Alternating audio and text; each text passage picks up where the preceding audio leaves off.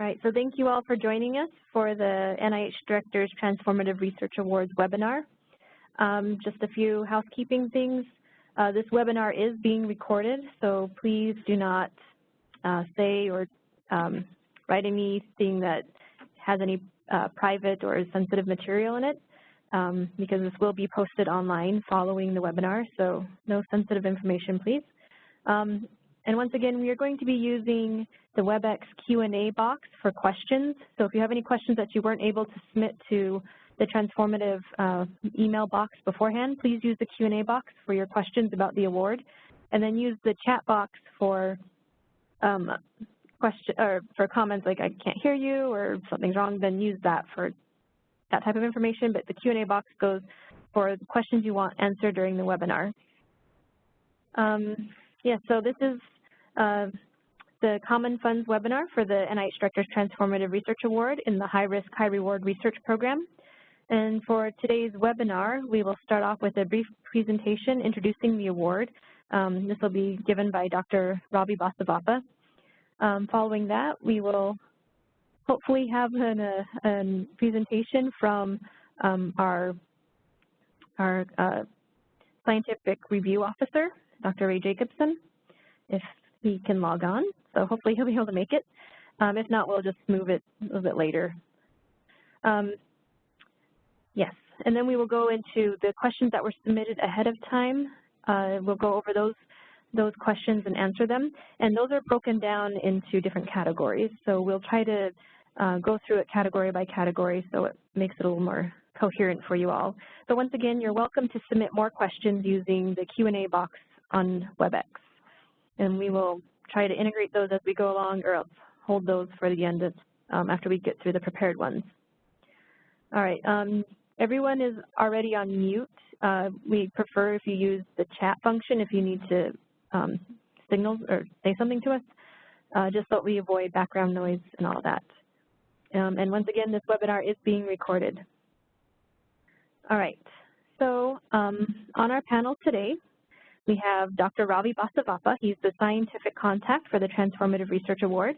He's part of the Office of Strategic Coordination, which is responsible for managing the Common Fund in the Office of the Director. So Ravi is the main point of contact for this. He is the one who knows all the answers. We also someone who will be joining us, hopefully, will be Dr. Ray Jacobson. He's the scientific review officer for the award, and he's from the Center for Scientific Review, and he's responsible for putting the review together for us. We also have Dr. Emmeline Edwards, from the director of the Division of Extramural Research in the National Center for Complementary and Integrative Health, and she's a member of our program's working group, which consists of various members from institutes and centers around the NIH, and they help and guide and administer the program.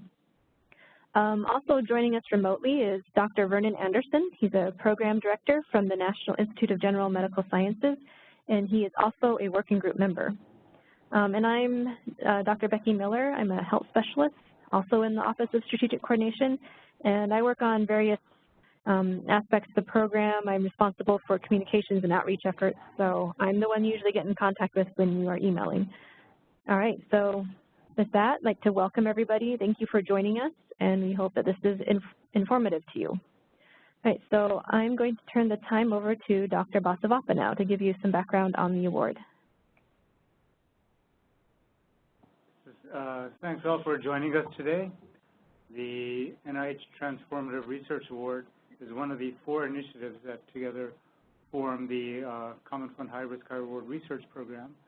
It is, unlike most of the other Common Fund programs, the High Risk, High Reward Program is much like the investigator-initiated research program for the Common Fund, in that applications with any topic that's within the broad mission of NIH are welcome. Most of the other Common Fund programs have specific deliverables for scientific objectives they wish to achieve, but for the, the High Risk, High Reward Program, it's up to the investigator to choose which topic to submit. So today's webinar is on the Transformative Research Award. The Transformative Research Award program was started in 2009. This program started in response to discussions that took place during the NIH Innovation Workshop and Enhancing Peer Review process. At that time, it was realized that the NIH Director's Pioneer Award and New Innovator Awards, they were fulfilling a definite need and supporting exceptionally creative scientists pursuing bold research projects with the potential for broad impact. But there was but the Pioneer and New Innovator Awards are for single PI applicants only. So it was realized that there really is no mechanism then for teams of investigators to come together to propose bold research projects with the potential for broad impact, or for people to propose such high-risk, high-reward projects with flexible budgets. The Pioneer and New Innovator Awards, as you may know, have fixed budgets, but if a team or individual investigator had in mind a budget that was much less or substantially more than that allotted to the Pioneer and New Innovator Awards, and there was no real mechanism for him or her to do that. Can you go back, please? So in response to this, then the Pioneer Award, the Transformative Research Award program was started. It's open to individuals or teams with a project to overturn or create a fundamental paradigm. So single PI applications are welcome. Multi-PI applications are welcome as well. That's really if a team of highly committed individuals is really necessary to execute the project that's proposed. The Transformative Research Award program seeks to support outside-the-box ideas, hence the graphic that's shown. It's supposed to represent something that's exploding outside the box. Yeah. The Transformative Research Award program also allows a flexible budget, as I mentioned. People have successfully proposed projects for less than $250,000 in direct costs per year, but also more than $2.5 million per year in direct costs has also been proposed. So whatever budget is proposed, though, be sure that it is commensurate with the scope of what you're proposing. When the Transformative Research Award program was designed, it was made to be very different from the standard R01 application and review process to make it as distinct as possible. So, for example, when the Transformative Research Award program was started in 2009, the application was shorter than the standard R01, but now we use the standard R01 format. Even though we use the standard R01 format, the page length, the instructions are quite different. For example, and the instructions seek to focus the attention of the applicant as well as the reviewers on the program-specific aspects, on potential for broad impact, to the innovation, the significance, and the qualities of the investigators who seek to pursue the research proposed.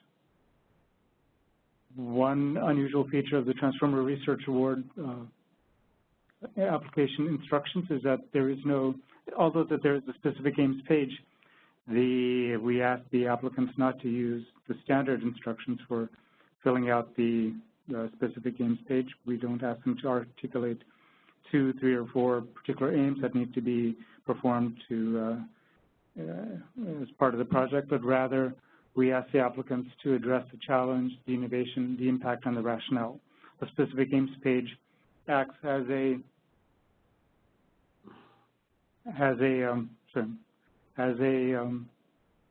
distillation of the entire project, so that the reviewers, on reading the specific aims page, can get a good sense of the overall project and why the applicants believe that it is so innovative, has the potential for broad impact, why the challenge that's being addressed is highly significant, and also get a sense of the overall rationale that is proposed to meet the challenge. There is no detailed experimental plan in the research strategy. So although we don't ask for a detailed experimental plan, it should still be clear to the reviewers that what is being proposed, that the applicants have thought deeply about the project, that they've thought about what will be the primary challenges, potential pitfalls, that they've thought of alternative strategies, and even, for example, that statistical power has been considered when if human or animal subjects are to be used. So, and we also say that preliminary data are not required, but are allowed, and that's certainly the case. We've had successful applications where no preliminary data have been provided, but most applicants do provide some data to provide a tantalizing glimpse that what is being proposed may actually be achievable. But there may be a concern if too much data are provided, then the reviewers may feel then that whatever is being proposed is eminently feasible, and so that the project actually is more suitable for a standard R01 than for a transformative research award. The review process that we use also is quite distinct. And sorry, I'm being a little bit distracted because I'm getting a message from the scientific review officer about whether or not he's having difficulty logging in. Unfortunately, he is not able to log in, so I'll just wing it and describe the review process as well. We can do it later, like during his section. Okay, or it may just make sense. I'll just go ahead and, okay, sorry. So the current review process for the Transformative Research Award is quite distinct from the standard review process. There are 3 distinct phases. In the first phase, an editorial board that consists of maybe 12 to 16 eminent scientists known for their broad scientific perspective take a look at all the applications that are received in response to the FOA. And Ray Jacobson has just joined. Maybe he'll be able to review the review process. Okay, yeah, just joined us. Sorry for the delay and the technical glitch.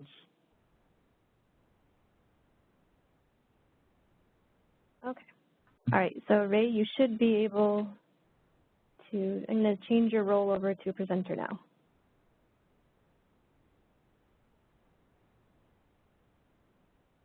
Okay, Ray, are you there?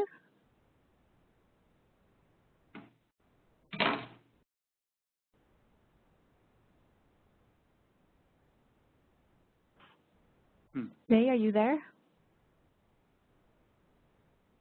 He has phone access. Okay, are you on mute? Can you unmute yourself?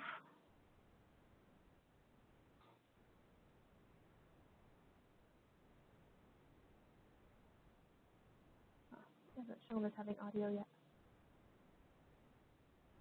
Okay. Okay, so shall we come back to Ray then? Yeah, do you want to start with questions then? Okay.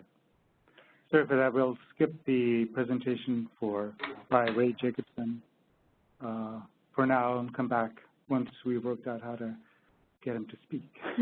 Okay. So we'll proceed to the questions. Okay. So, yes, we're going to go over the questions that were submitted ahead of time now. And once again, though, if you have questions that you're thinking of as we go along, then by all means, please let us know, and we will get to those. Okay. There we go. All right. We're going to go discuss eligibility first. And I believe, Dr. Anderson, are you there? Yes. Can you hear me? Oh, we can, loud and clear. Thank you. Great. So the fundamental answer to who's eligible to apply to this is, in fact, mirrors the R01 applications, is that you have to be judged eligible by your institution. But there are, in fact, several not essential aspects of eligibility, but certainly those things that promote it to the transformative R01 program. And so these applications are supposed to be new and novel research directions. And so the question becomes, what constitutes new and novel? We all think work that we're doing is new and novel, and so what sets out the transformative R01 applications are ones that you think your colleagues would recognize as being challenging the essential paradigms of the field, the current dogmas, and that constitute tremendously new directions for work in the areas that you've identified. It's expected that these studies will be associated with a high level of risk, and that while it may have a foundation, in fact, it would be surprising if it didn't have a foundation in your prior research experience and expertise, it can't be an obvious extension of something that would be considered in a competitive renewal of your current research funding.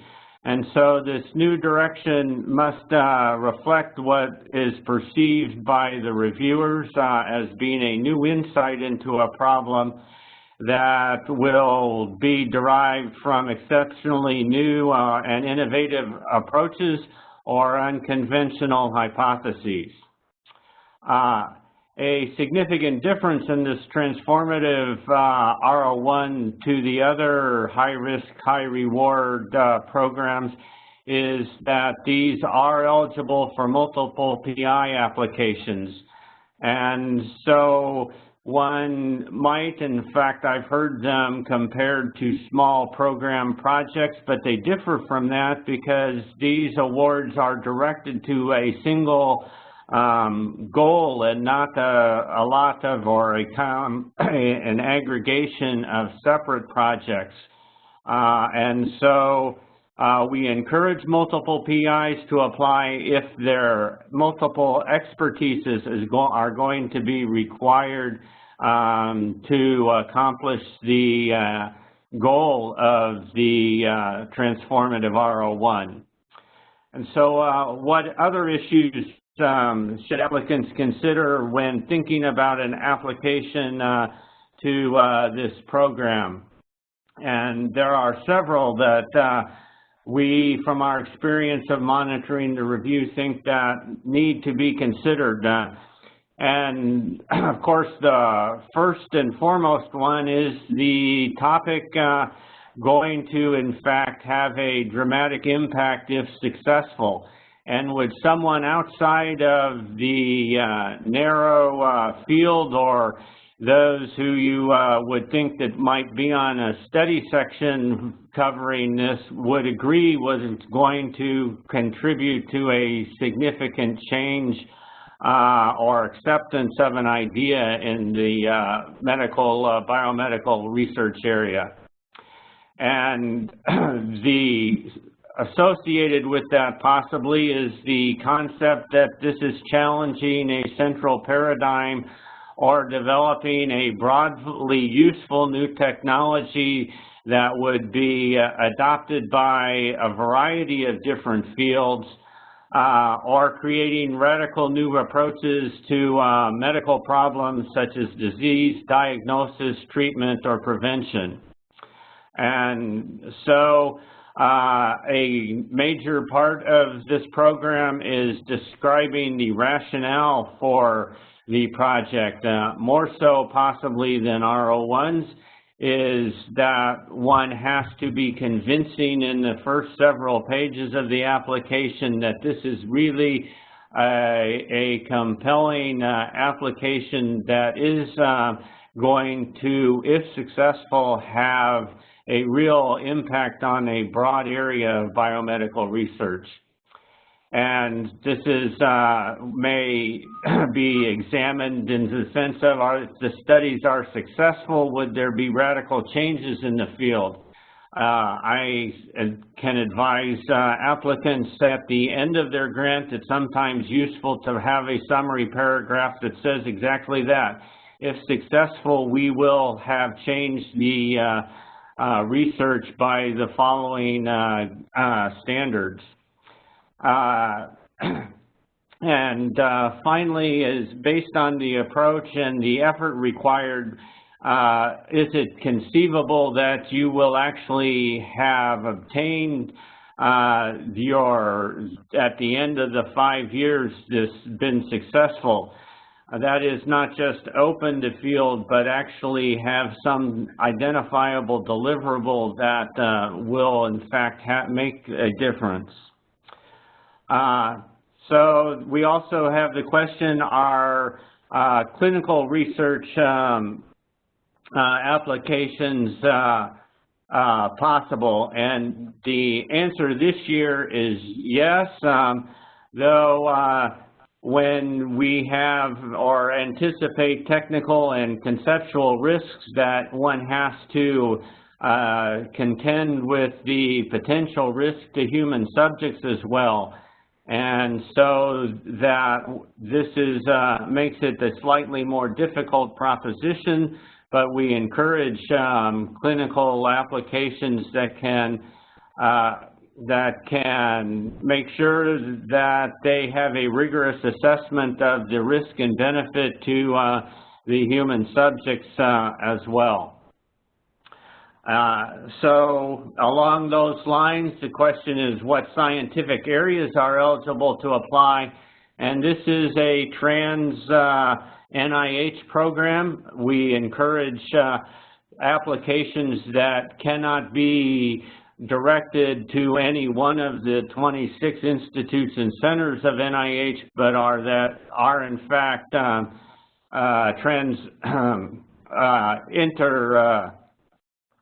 require expertise from applications to a wide variety of disciplines.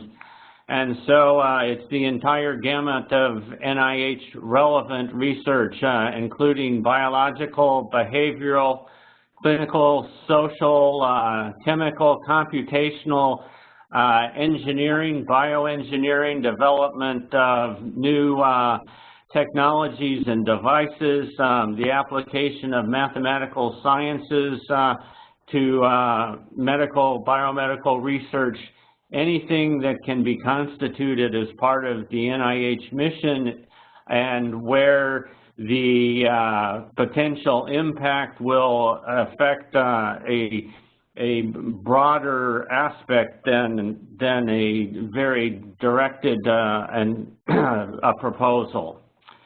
So along those lines, additionally, will technology development be allowed or just hypothesis-driven research?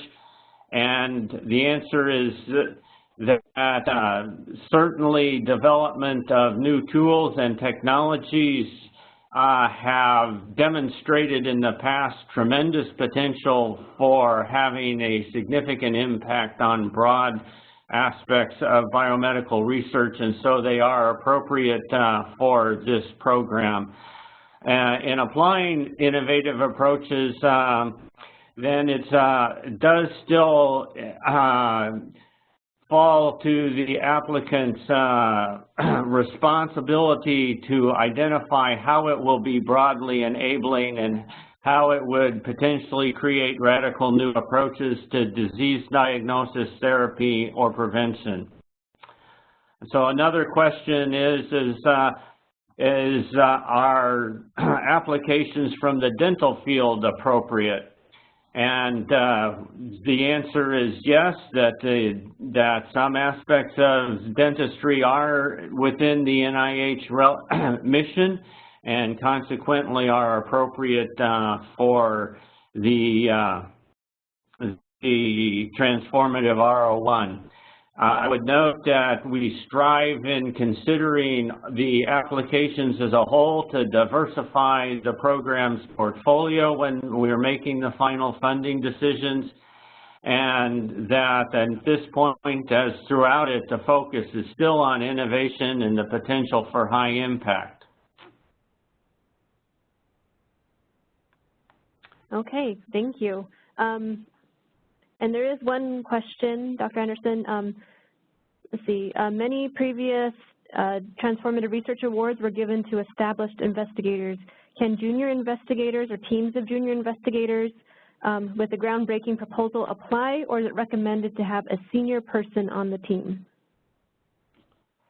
It's never, well, the simple answer is that this is open to applicants of all career stages. The question of whether senior investigators may have a slight bias in advance because of their prior track record in successfully pursuing innovative approaches is possibly there. But as with the Pioneer Award, that the primary review criteria that sets this apart is the potential for having a highly impactful and transformative aspect to it. And so I think that if a new investigator thinks that their research falls within those bounds, and that's certainly an appropriate program to apply for. There is no ESI bonus for this program. They are not considered distinct from those, so that there's no distinction made in that aspect of the review that's typical of R01s, but they are not discriminated against either. Vernon, if I may add, there is a new policy, the Next Generation Researchers Initiative, and it's still being worked out how that policy will affect the high-risk, high-reward research program. Well, fair enough. Okay, great. Thank you. All right, we're going to take a pause here, and the Scientific Review Officer, Dr. Jacobson, is now here. Hi, Ray. Can you hear us? I can hear you guys perfectly fine. Can you hear me? Great. Yeah, we can hear you great. All right, I'm going to switch you over to presenter. All right, that sounds good.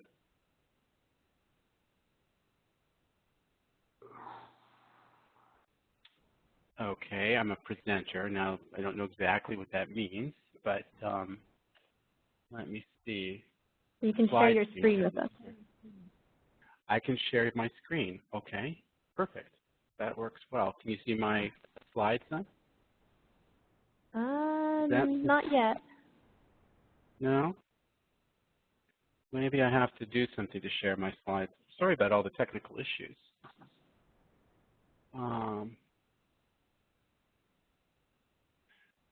Can you present my slides for me, Becky? Would that work? That probably is simpler. Okay, I'll have to pull them up. And yeah, let me see if I can log in. Could you email them to Robbie real quick? Yep, I'll just send them right now. Sorry. That's okay. That's equally my fault, I'm afraid.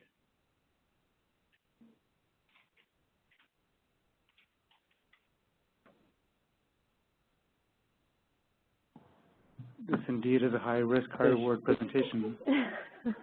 Absolutely, absolutely. So I just sent them. I'm at home with a broken leg, so they're coming in over a VPN, which is why I'm not actually there in person and causing all the trouble.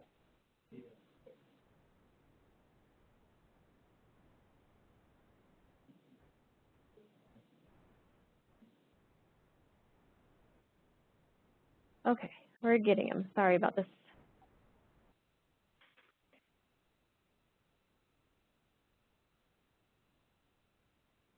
Okay.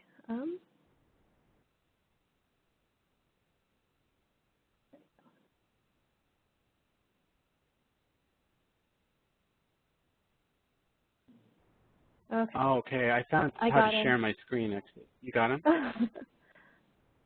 Oh. Let me see. Got it. Okay. Good. Does that work? It just took me a second to find where it was. Okay. We're good. All right. So I apologize to everybody for all the issues here, the technical glitches. It's probably a little bit surprising since we're supposed to be technically savvy in terms of this particular RFA is geared that way. But so I'll just go ahead and go through these slides relatively quickly. Just a brief overview of the way the review is run and some background about how summary statements and scoring and such are carried out. So my name's Ray Jacobson.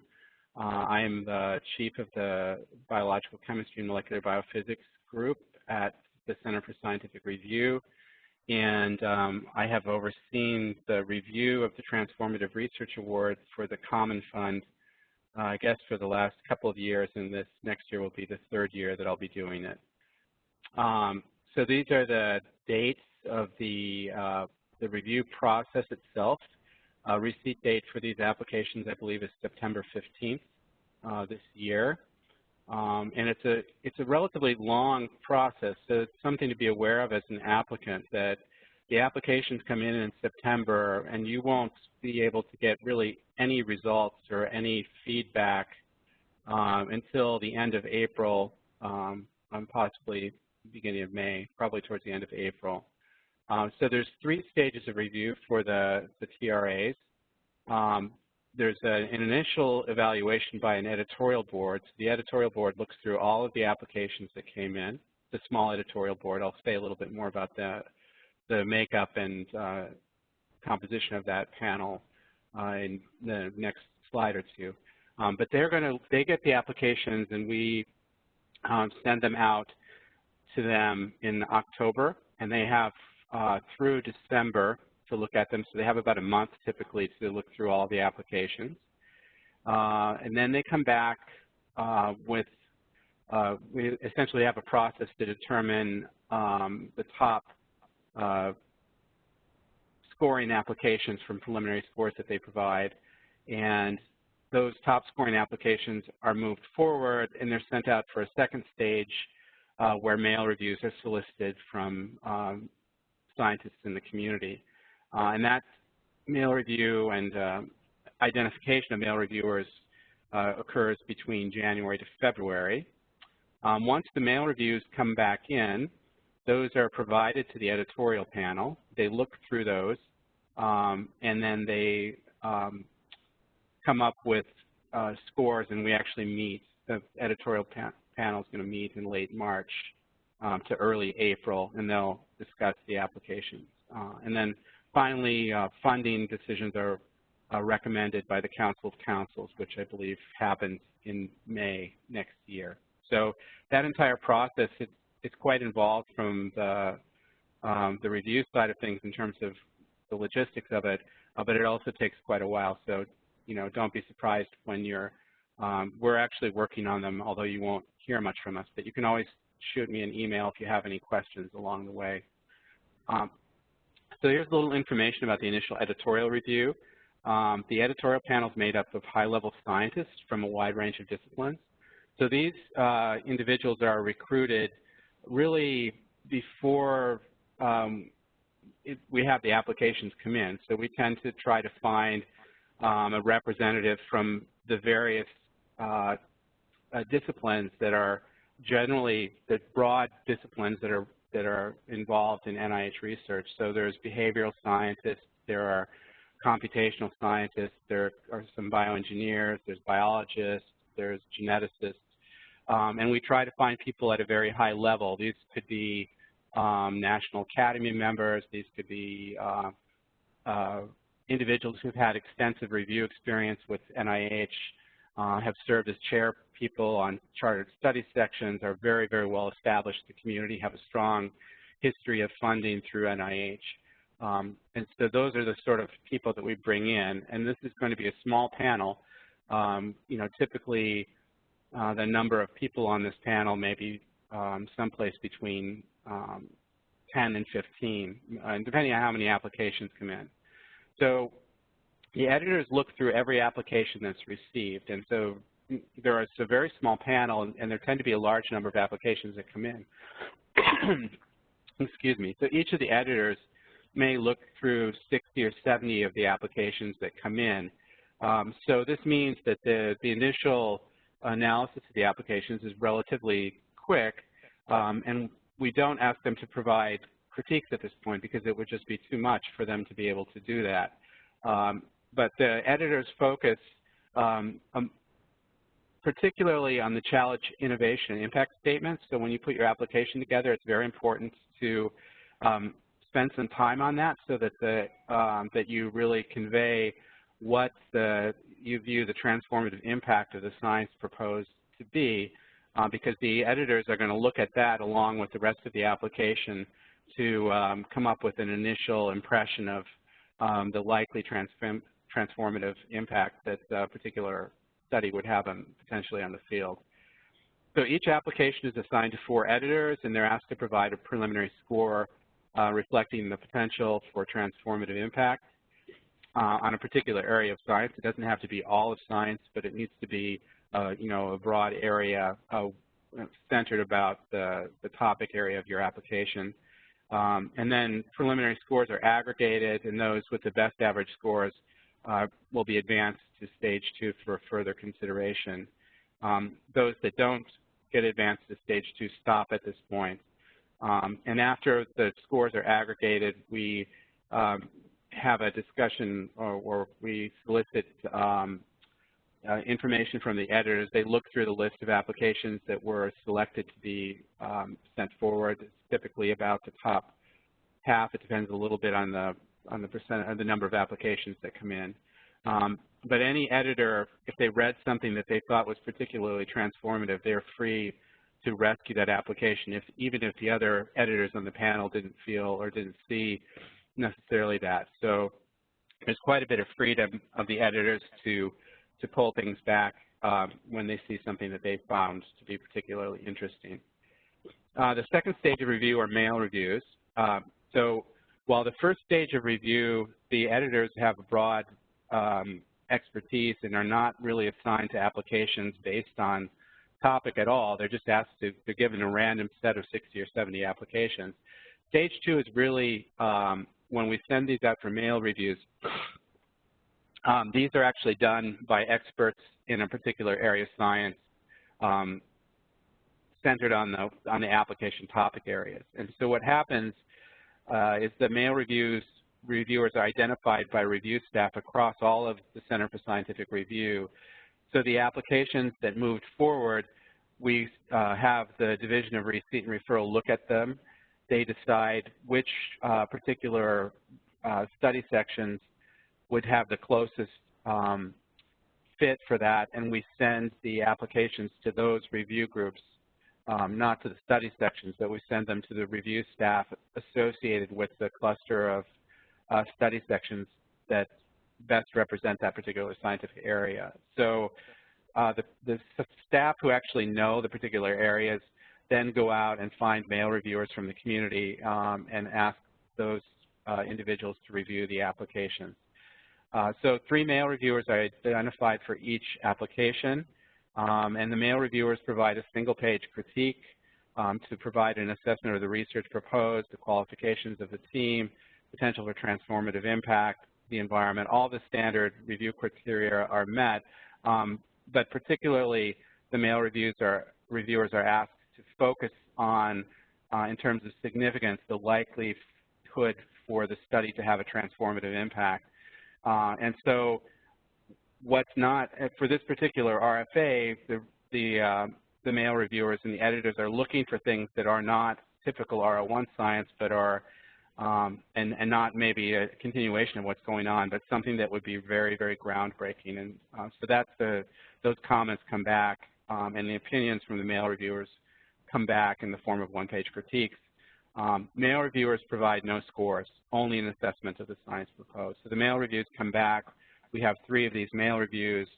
Those then go back into the editorial panel. And so the editorial panel now is assigned to another 25 to 30 applications for each of the editors. They will look through the mail reviews. They'll read the mail reviews, and then they'll go and look at the applications themselves to come up with their impressions of them. even at this stage, the assignments are also not driven by topic area of the editors. So we have editors from all the different fields, or broadly from all the different fields that NIH would represent on the panel. But the idea for this particular review is that we ask the scientists to look at these things as from a broader perspective, and so they're not assigned by topic area. 4 editors, again, look at each one of these applications, and then they provide a preliminary score after reading through these based on their assessment combined with the input from the mail reviews. And these aggregated preliminary scores are used to determine an initial discussion list, which typically is about the top half of the applications that made it to stage 3. And those then go to the editorial panel when we meet in late March and April, and they will discuss those applications and determine final scores at that point. So scoring and critiques. So this is a little bit unique to the transformative applications.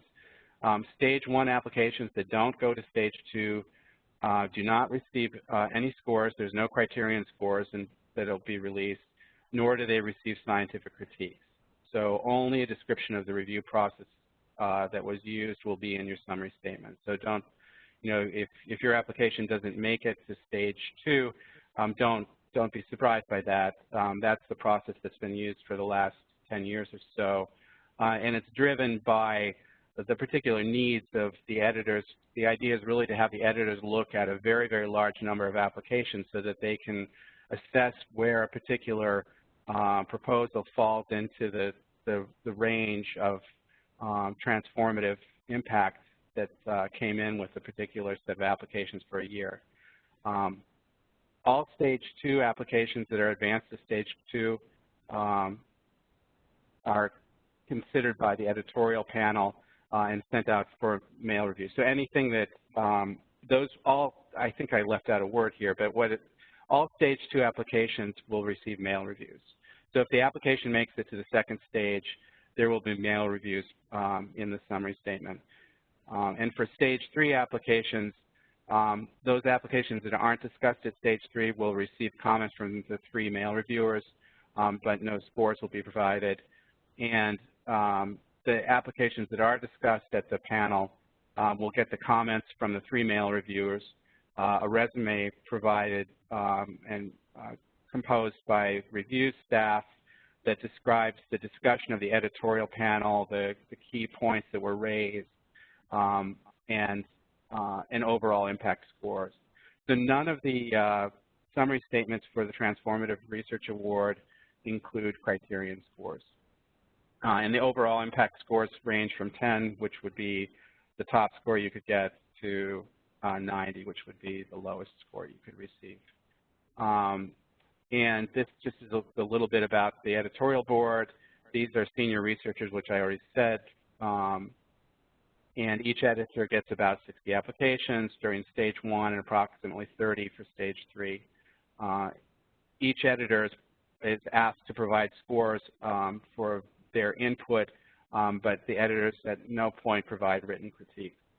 And the editorial board meets in late March and early April to discuss roughly the top half of the applications that went out for mail reviews.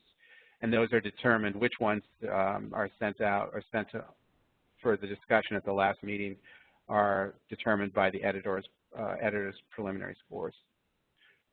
So these are just a few places you can look for more information. The Transformative Research Award website, the actual details of what's required in the application are at the RFA. There's a link to that, and my contact information is at the bottom. And if you have any questions about the review process before, during, probably not so much after. Afterwards, you probably should talk to Ravi Vasavappa, since the program takes over at that point. But I'm very happy to answer questions or any issues that you might have as things come up. So that is a brief overview of the process that we use at CSR. All right, great. Thank you, Ray. All right. So if you have any questions for Ray, you can always go back to that Q&A box, and once again, please submit your questions there. Okay, we're going to go ahead and continue on then with submitted questions. And we're going to talk about application and submission requirements. And Robbie. Okay, thanks, Becky. So we received some questions regarding application and submission in advance. The first question is, can you provide an example application to look at? No, we don't have any applications posted online. Much of the material that's presented in applications is confidential, so we can't make that publicly available. Do I need to submit a specific aims page?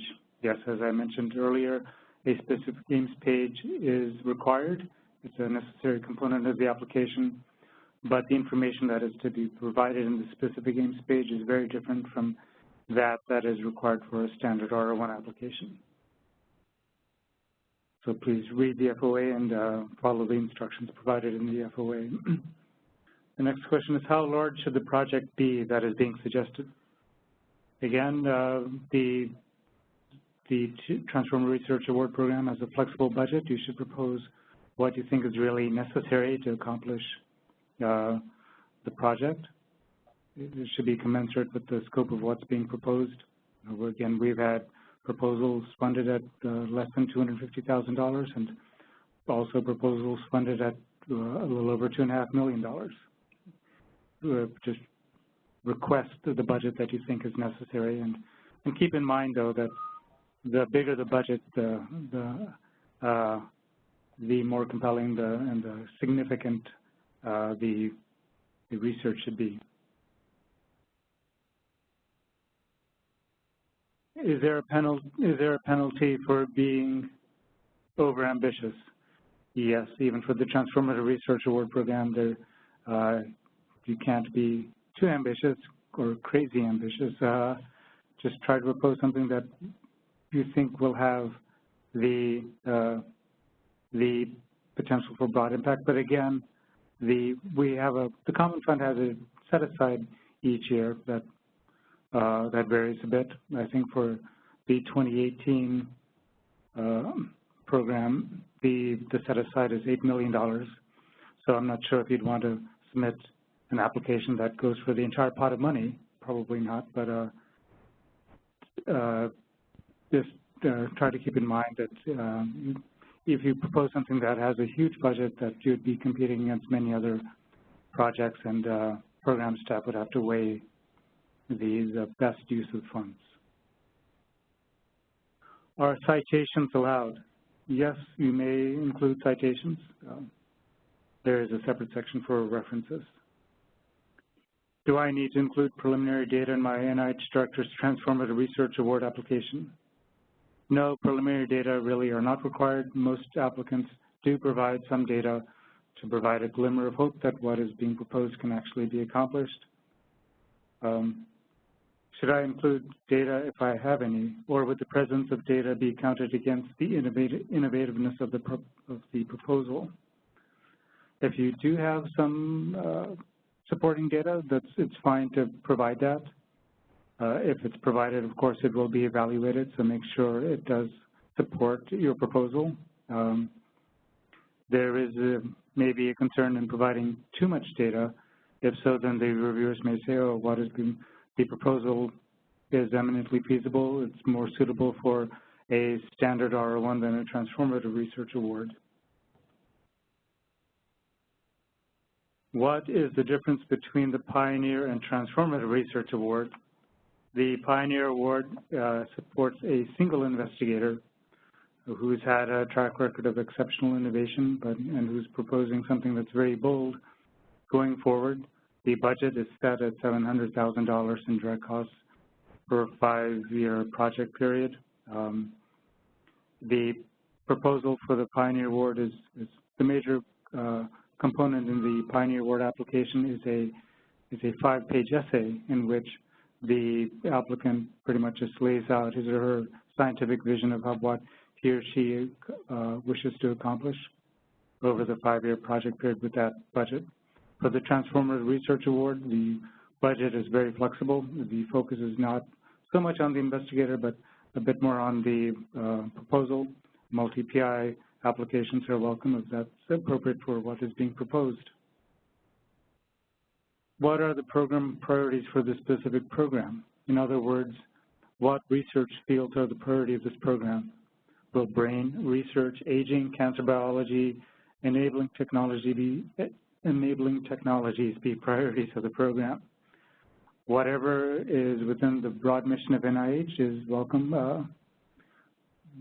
The Common Fund provides funding for most of the awards that are made for the Transformative Research Award Program, and the Common Fund is agnostic as to the particular scientific area.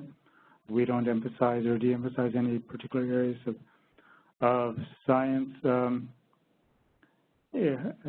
but although we do try to diversify the scientific portfolio that we do have. Okay, then a couple questions that came in. It looks like the specific aims page is limited to 1 page, including rationale. What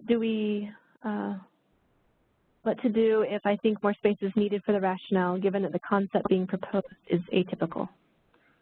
Yeah, but you do have much more space. You have 12 pages total for the research strategy, and in that 12 pages, then you can provide more details or a better description of the rationale that you're proposing. Okay. And can you please define what is expected for broad impact? Broad impact, that's a very subjective term, but it's something that the impact for a Transformative Research Award, maybe to calibrate, the impact that one would expect from a Transformative Research Award would be more certainly than what one expects from a conventional R01 application. Breadth of impact can be that it would span the missions of multiple institutes, also have a very deep impact in the relevant scientific community. Right, and there's a question asking for clarification about the difference between the Pioneer Award in terms of innovation and difference from current research in the lab. Right. For the Pioneer Award, well, both the Pioneer and Transformative Research Awards stress innovation. They are high risk and programs. But for the Pioneer, as its name implies, the research really should be pioneering, both for the investigator and for the field. The Pioneer application, it should be not along the same sort of trajectory that the applicant has been pursuing in the past. So in that sense, it should be distinct from what he or she has been doing. But since both the Pioneer and Transformative Research Award programs seek to support highly innovative research, it should represent a discontinuity in the trajectory of the research being proposed. It's not the next expected steps in either case, but should be a leap in the science that's being proposed. Right, and the FOA explicitly prohibits submission of the same project to a regular R01 review. Will those applicants who do not make it to stage 2 be notified in advance of the regular R01 February submission deadline? I think Ray can. Yeah, I think that's a review question. The answer is no. CSR does not release intermediate results from reviews because until the panel actually meets, they could potentially rescue any application. So there's no list of applications that have made it to the second stage or not. So that you really won't get any results till late April. Okay, great. Thank you. All right. So if you still have questions, please use the Q&A box. And now we're going to move on to budget with Dr. Edwards. So we have a couple of questions on budget. The first one is, do I submit a budget? The answer is yes, but your budget needs to be well justified. And as Ravi mentioned earlier, it has to be commensurate with the project need over the entire project period. Now, if you request a budget that's in excess of $250,000 in direct costs for any year of the project, you really need to provide detailed information. So it becomes a non-modular budget, in addition to providing a compelling justification. So remember, you need to ask for the money that you think will be needed for the project as you outline it. What does the budget include? The fund that you're requesting can be used for personnel, and that includes co-investigators, collaborators, and even consultants. But you can also use those funds for supply, for equipment, for subcontracts, and any other.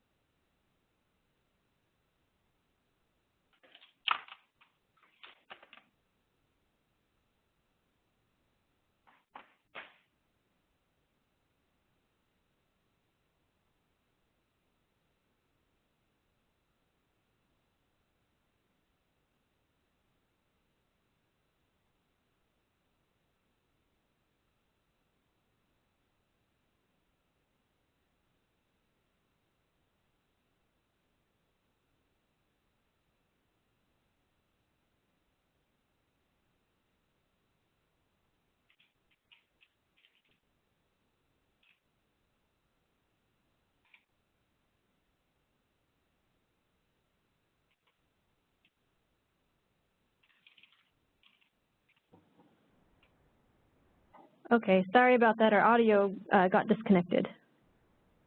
So I'm not sure where I was when that was disconnected, but one question was, how much can you ask for the TRA?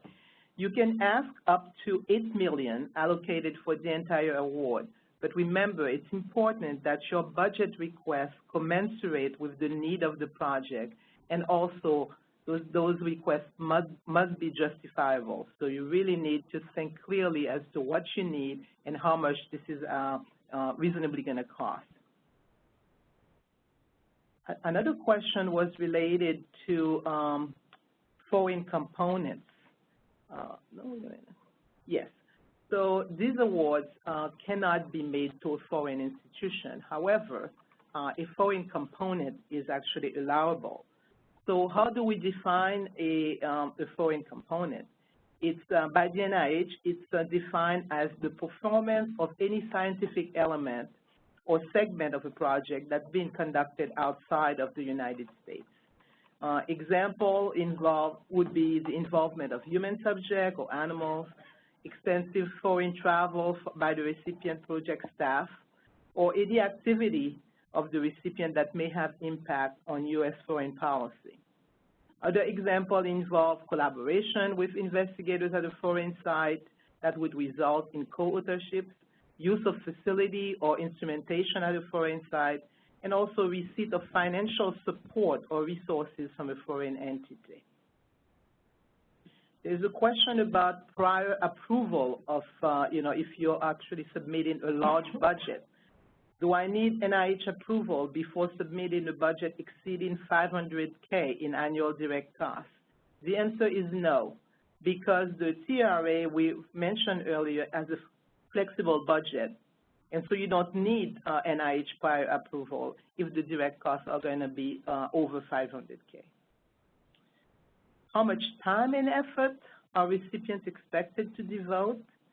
Again, in the same way that you actually have to justify your budget, the principal investigators are expected to devote the time that's commensurate to the project needs and follow the general guideline for other NIH projects of similar size, complexity, and duration. So it's a question of judgment for both the budget and the time commitment. Is the award transferable if I change institution? Yes, you can transfer the award to any eligible institution according to the same policy and procedures that are used for regular research awards. However, awards cannot be transferred to foreign institutions. If there are any additional questions? Yes. So can the application include a substantial subcontract to a company? The company's expertise is necessary for the project. I would say yes. That, you know, as long as, again, you justified the budget request. Okay. Let's see. Then there's, I guess when we got cut off, it was during your answer about how money can be spent. So can we go over that question again? Sure. What does the budget include? The funds that you request could be used for personnel. That could include co-investigators, collaborators, and consultants. You can use the funds to purchase supplies, equipment, subcontracts, and any other allowable costs. Remember that the direct and indirect costs for any subcontracts must be included in your direct costs for the project. Great, thank you. Okay, good. I think we're ready to go on to the review section and to Ray. Okay. So it looks like there are 10 questions that came in, so I'll do my best to answer those. The first question is, will the grant application be reviewed by a specific institute or by a potentially NIH-wide review group process? This is a trans-NIH initiative. Those are reviewed by, trans-NIH initiatives are reviewed by the Center for Scientific Review. Common Fund, I think all Common Fund programs are reviewed by the Center for Scientific Review. So they're not reviewed by IC-specific review panels. They are reviewed by, it's an NIH-wide group review process at the Center for Scientific Review. The second question is, who reviews my application? As I mentioned briefly before, there's two sets of people that look at these. There are the editors, who are made up from very senior level scientists from across the broad range of NIH scientific area disciplines. And then there will be, if your application is sent for stage 2, sent forward to stage 2, there will be a set of male reviewers identified to review your particular application, and those are likely to be people that would be familiar with the science proposed, more familiar or expert reviewers. There's a question number 3, may I request to exclude a specific reviewer with whom I have a conflict of interest? Yes, you certainly may. As you submit your application, you can include a cover letter that includes any individuals that you think might be, should potentially be precluded from reviewing your application because of a potential conflict of interest. The review officers will, myself, I will look at that, and also the staff will look at those before they identify male reviewers to review your application. Number 4, what will the reviewers focus on the most? Well, they look at all the 5 standard review criteria. So they look at the investigator, they look at the potential significance. But, you know, as I mentioned before, these studies are really meant to be things that will be transformative to a particular field. So the reviewers do really, the editors particularly, when they first look at the applications, use and really look at the challenge, innovation, and transformative impact statement, the specific aim page essentially. That becomes very important, so you really do want to focus some attention as you put that together for your application. But they look at the whole entire application, and they do consider all of the different aspects that make up a particular proposal. Number 5, will a subject expert review my application? If the application goes to the second stage of review and is sent out for male reviews, it will receive an expert review. At the initial stage, the assignments are done without consideration of editors' expertise. They're randomly assigned to the editorial panel. So if it's only reviewed at stage 1, then there won't be an expert review of your application, although the scientists that we ask to sit on that editorial panel are supposed to be quite broad, have a great deal of experience in the field, and they look through a very large number of these applications. So there should be somebody who's at least familiar with the topic areas involved. And any of the editors can read any of the applications. And so typically what happens is the editors look through the entire set of them, and if there are things in the areas that they're particularly interested in, they do have a look at them anyway, even if they're not assigned to them. 6, is it okay to contact previous new innovator reviewers to review my grant application prior to submission? So probably that meant transformative research reviewers. Sorry about that. That's okay. That's fine. And I think I think it's okay for you to ask people to look at your application. I think what you have to be careful of is that the review process at NIH is a confidential matter, and so you can't ask somebody to give you information about how the review goes on. So, you know, who you ask to look at your application, to vet your application beforehand is entirely up to you. But you should not be contacting known prior reviewers to try to get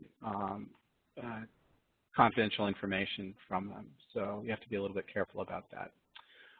7, will the applications be reviewed and scored based on the specific review guidelines and merits using the same or similar score format as all other NIH proposals? The short answer to that is yes. The scoring system that's used for the final application, the final summary statements, is the typical 1 to 9 scoring scheme.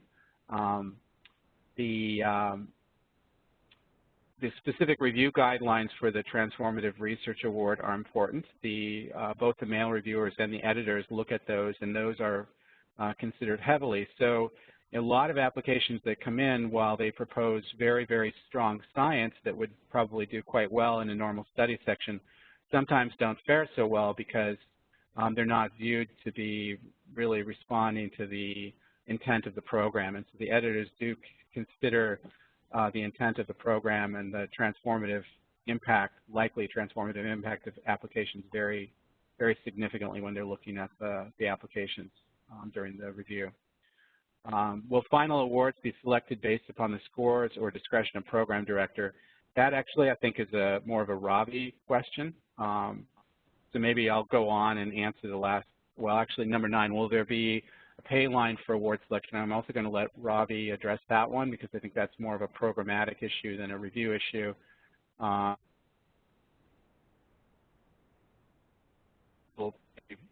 defer to Ravi to answer those. All right.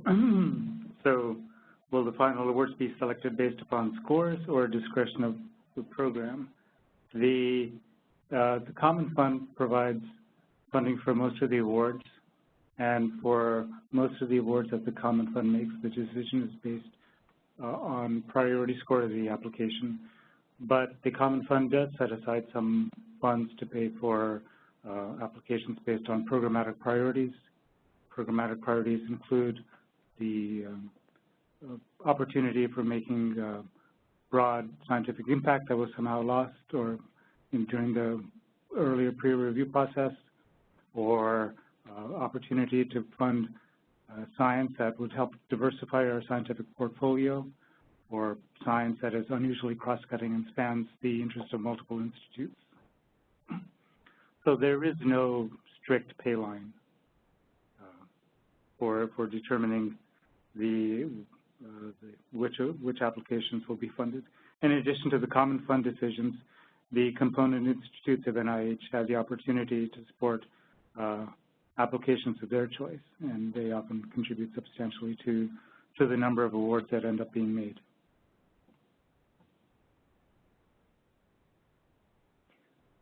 Okay, thank you. And then going on with the last question, so will the applications be handled and reviewed in a fair manner, or is it at the discretion of program directors?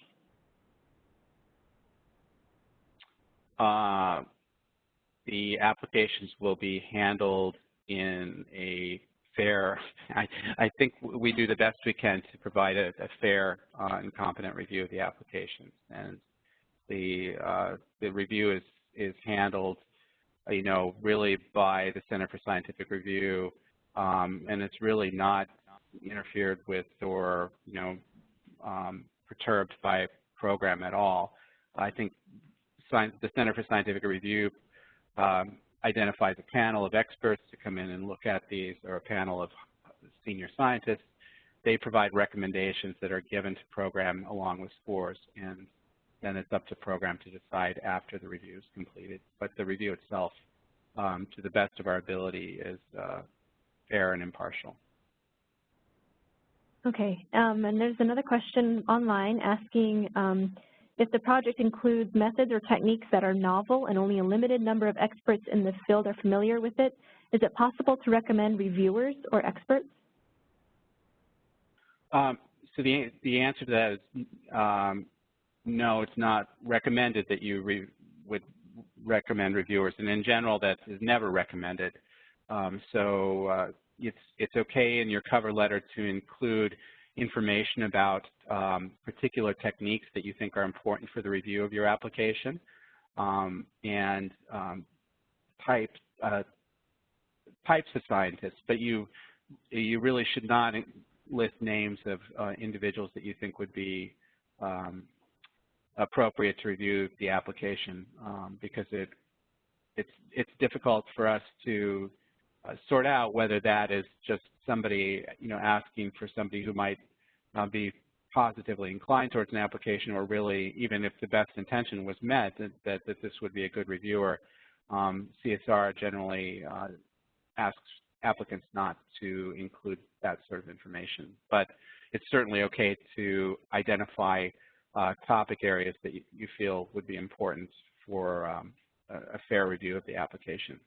But one last thing I would say is that that this is really not meant to be, it's a very different review from a standard NIH review from a study section.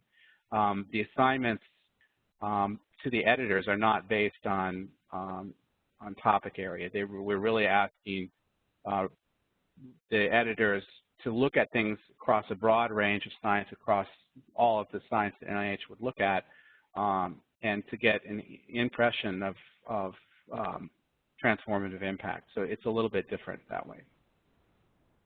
All right, and will there be international MEL reviewers?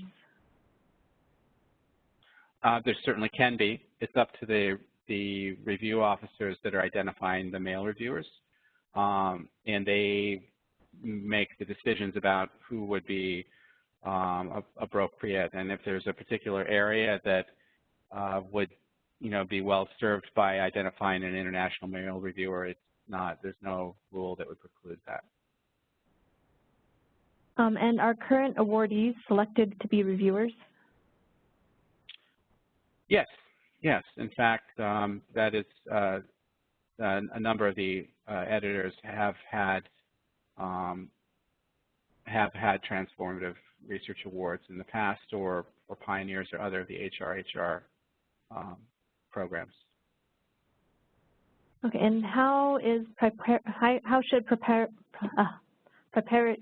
oh my gosh. Proprietary? Proprietary information, I've been doing this for a while.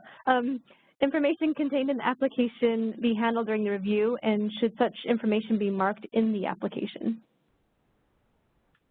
Well, keep in mind that if you're submitting a grant application to the NIH, you're submitting an application to a public institution. So the review itself is confidential, and the reviewers sign a confidentiality agreement that they won't disclose the information contained in the application. But if there's a particular sensitive information that would jeopardize IP issues, it's up to you and I think your institution to decide how you want to deal with that. I don't think there's any particular mechanism that we have in place for this review that would separate information. All the information that is there is going to be seen by the reviewers, and although it's not public information in the sense that your application won't be published, and unless it's awarded, I don't think there'll be any public information released. If it is awarded, I think the abstract from your application will be released to the NIH Reporter database, and people can look at it there. Okay, and is the editorial panel list published in advance of the September 15th due date or during the review process? No, I do not believe so. So the editorial panel, the makeup of the editorial panel will be available in the summary statements that come out. All right, and reviewers are used to evaluating for appropriate preliminary data. How will this item be excluded from this particular review? Will this be emphasized and or removed from the evaluation criteria? Preliminary data is not required for this this RFA, and that is gone over with the editors and also the male reviewers before we ask them to provide comments. That often applications do include preliminary data. If it's there, the reviewers will take it into account. If it's not there, it shouldn't. We ask them not to hold that against a particular application. So that's the answer to that. Okay, thank you.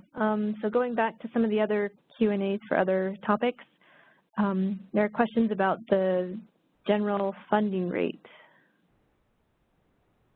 In the past few years, I think the overall success rate is between 3% and 6%, so it's a pretty competitive program. Yes, and we can't give you specific numbers for that, but we can give you success rate. So don't ask for applicant numbers, can't give it out. All right, can you please clarify the comment that NIH intends to commit $8 million in fiscal year 2017 with about 7 awards? So does that mean a proposal of $2 million per year for 4 years will take up only $2 million in fiscal year 2017, or does it use up all $8 million? No, it's only for fiscal year 17. The commitments for out years is not included in that figure. So it's $8 million to support competing applications in fiscal year 2018. And is there a benefit for new investigators submitting to this RFA? The policy of how the Next Generation Researchers Initiative will affect the High Risk, High Reward program is still a matter of discussion. All right.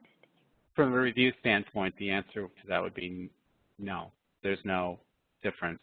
So all the applications would be treated the same. Okay. All right. Last bet, Ravi. Well, okay. There's a question about if there's discretion in the funding decisions and biases could be introduced. But to help remove potential bias in programmatic decision-making, it's not based on a single person, but rather we have a large high-risk, high-reward research working group with representation from almost all the institutes at NIH. For each of the initiatives in the high-risk, high-reward program, we have a project team, which consists of 8 to 10 members from the working group. So it's this project team that weighs in on how to assign programmatic priorities for the applications. So it's not one or a couple of people, but it's actually a rather large group that together work together to assign the relative programmatic priorities of applications. And through that process, we hope to reduce any inherent bias a person might have. Ravi and listeners, there's also an additional methodology for funding these HR awards, and that is individual institutes have the option to fund completely any of the applications that come into the HR RFAs. And so there is some programmatic discretion based in each one of the institutes on the awards that show up as being funded in the reporter, the NIH reporter. So there really is this additional potential for funding that does have some programmatic discretion to it. Great, thanks, Vernon. Okay, I think those are the last of the questions that we have received. So I guess we'll close off the webinar. Thank you all for attending, and please, if you have any additional questions, please feel free to email them to us at Transformative Research Awards, and we can get to those offline. Thank you. Thanks for joining.